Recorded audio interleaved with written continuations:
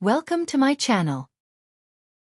Welcome to day 3 of English speaking practice. Today, we will learn common action words, also called verbs. These are the words we use to talk about actions we do every day. Let's begin. First word is eat. Eat.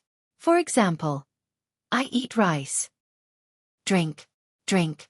For example, I drink water. Read. Read. Read. For example, I read a book. Write. Write. Example, I write with a pen. Run. Run.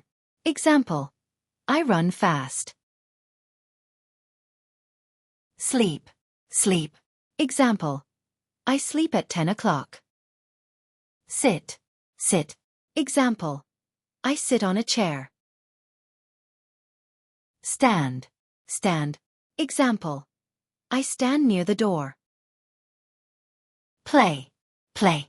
Example, I play with my friends. Walk. Walk. Example, I walk to school. Well done. Today you learned 10 common action words. Practice using them in your own sentences. Thank you for watching. Subscribe.